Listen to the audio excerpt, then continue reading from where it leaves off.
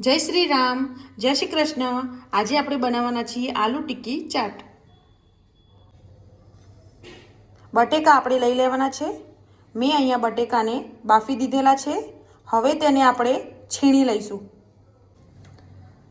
ત્યાર પછી મેં બટેકાને અહીંયા છીણી લીધા છે।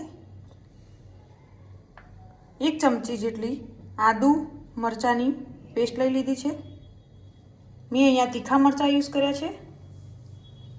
1 ચમચી જેટલો ચાટ મસાલો, 1 અડધી ચમચી જેટલું મીઠું, 2 ચમચી જેટલો મેં અહીંયા પૌવાને ક્રશ કરી લીધા છે।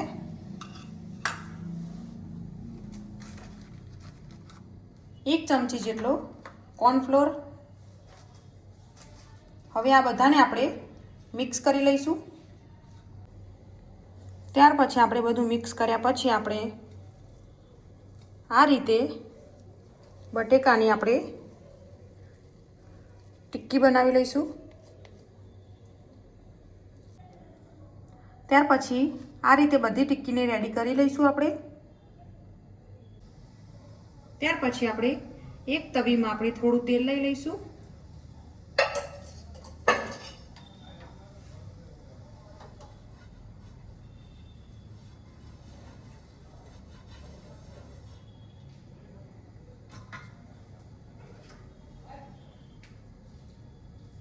ત્યાર પછી બધી એક એક ટિક્કીને આપણે અહીંયા મૂકી દઈશું।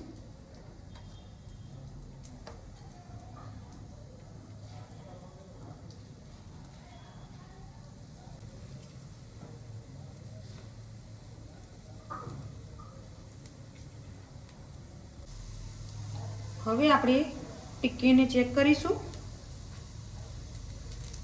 તમે જોઈ શકો છો નીચેથી ક્રિસ્પી થઈ ગઈ છે। હવે આને પલટાવી લઈશું આપણે।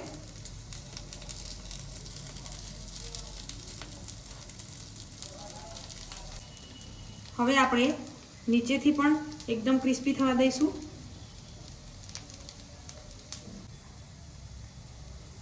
ત્યાર પછી તમે જોઈ શકો છો બંને બાજુથી આપણી ટિક્કી એકદમ ક્રિસ્પી થઈ ગઈ છે।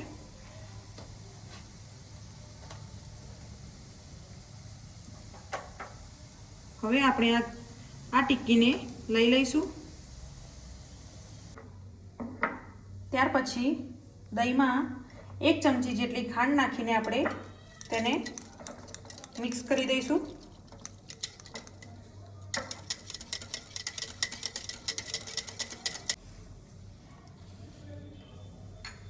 ત્યાર પછી ટિક્કીને લઈ લીધી છે, તેમાં આપણે દહીં લઈ લઈશું।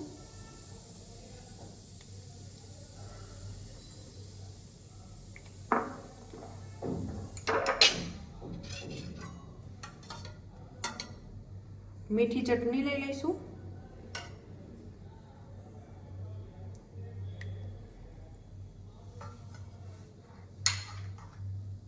ગ્રીન ચટણી,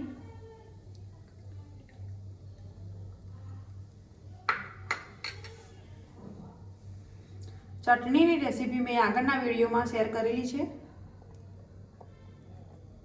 ડુંગળી લઈ લઈશું,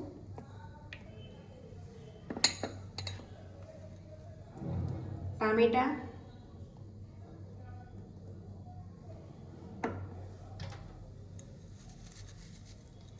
સેવ,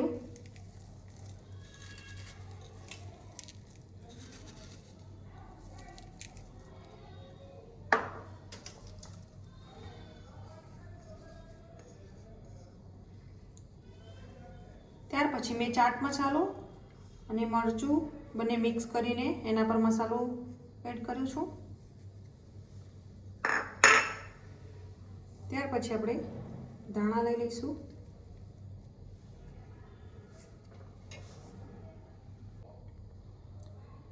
આપણી આલુ ટિક્કી ચાટ રેડી થઈ ગઈ છે।